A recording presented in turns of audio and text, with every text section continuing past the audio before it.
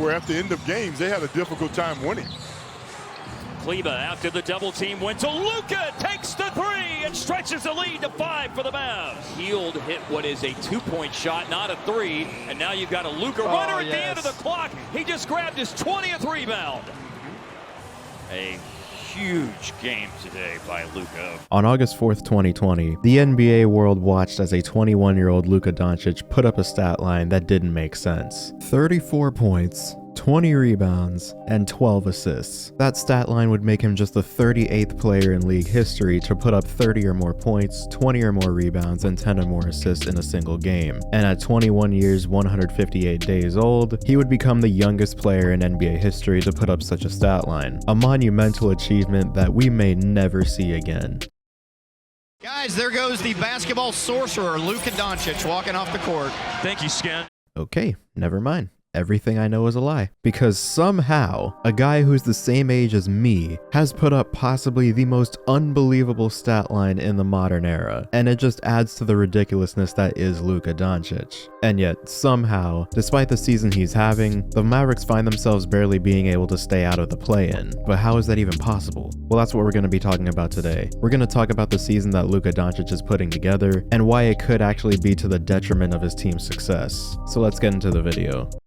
In case you've been out of the loop recently, yes, that stat line actually happened. You are not seeing things. 60 points, 21 rebounds, and 10 assists. Just saying it doesn't even seem real, and yet we sort of come to expect things like this out of Luka. This unsurprisingly makes him the first and only player in NBA history to put up 60 or more points and 20 or more rebounds in a triple-double. He also became just the second player in NBA history to put up a 60-point triple-double, joining only James Harden, who accomplished this back in 2019. And while Luka did have a completely improbable night, it wouldn't have even happened without the New York Knicks' improbable collapse, because Deuce McBride would hit 2 free throws, giving them a 9-point lead with 33 seconds left. NBA teams in the last 20 seasons down 9 or more points with 35 or fewer seconds left had a record of 0 and 13,884. That means that in the last 20 seasons, there were nearly 14,000 instances of a team being up by 9 or more points with 35 seconds left. And the Knicks are the first team to not win their game in that situation, which only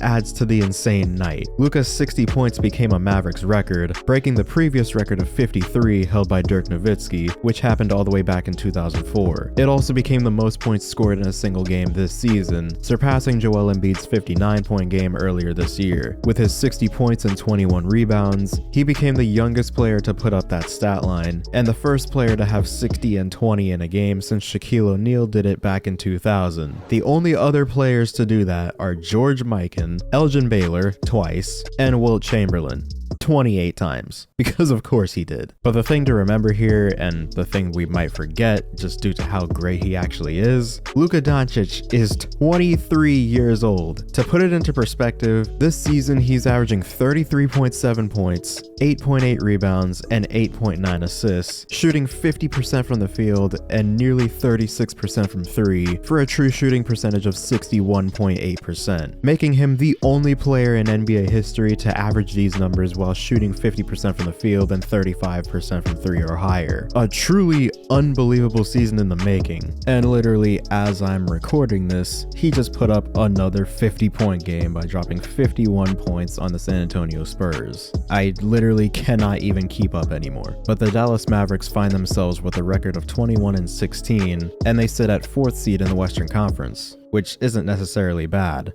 It's actually pretty good. But when you consider how closely packed the teams in the West actually are right now, combined with the Mavericks struggling against some teams that they should realistically be blowing out of the building, I'm still not entirely sold on the recent winning streak. How is it possible that a player putting up these kinds of numbers is struggling to keep his team above the play-in bracket? Well, the simple fact is that when you have a player like Luka, these numbers more often than not come at the price of team success, and it's a pretty interesting conversation to have. have, because on paper it sounds great. Surround your generational talent with decent support pieces that complement that player's style of play. But history has shown us time and time again, that's not really something that leads to success in such a heavily ball-dominant system. Take James Harden's Rockets for example, because at this point, Harden might actually be the closest comparison to Luka that we have, so it makes sense. But they tried the exact same thing. The Rockets made it an emphasis to go all in on Harden's talent, and did their absolute best to maximize it by making moves that would be more beneficial to such a system.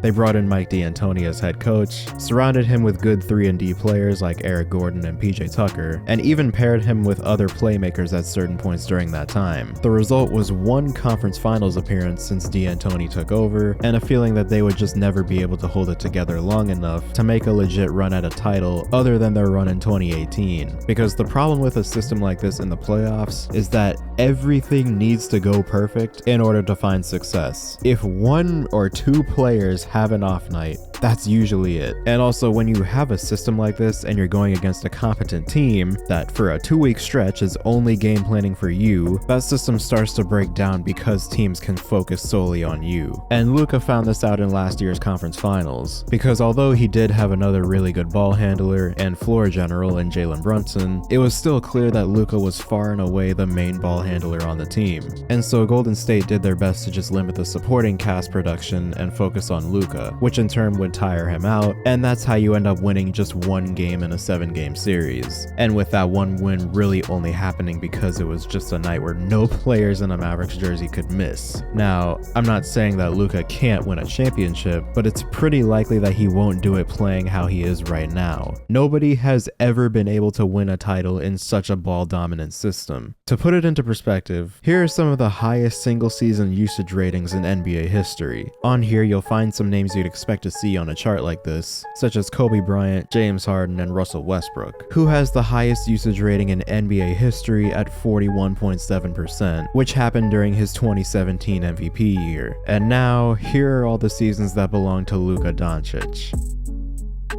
Luka already has 3 of the top 15 highest single-season usage ratings in NBA history at 23 years old. That is a bad thing, because to put this into even more perspective, out of the top 100 highest usage rating seasons, there have only been 6 players to make the NBA Finals that year. Those 6 players being Allen Iverson in 2001, Karl Malone in 1997, and Michael Jordan 4 different times. And in case you haven't already noticed, only one of these guys won the finals they went to under this criteria. But it is an interesting dilemma, because seasons like this don't just happen. They usually occur because of something else. Usually because the team is constructed in such a way that your star player needs the ball in their hands that much just to win you games. You see this a lot with injured teams, but Luka's case is a bit more complicated than that. He's currently in the situation where you are such a great player that your team puts the ball in your hands a lot, but because you're handling the ball so much, your teammates become extremely dependent on you running the entire offense and doing most of the work. And because your teammates have become so dependent on you, that means they don't really have an identity without you on the floor, which is what we've been seeing this season in the games that Luka has missed. And so that leads right back to them needing you to do everything. It's a weird and deadly cycle that you can't really break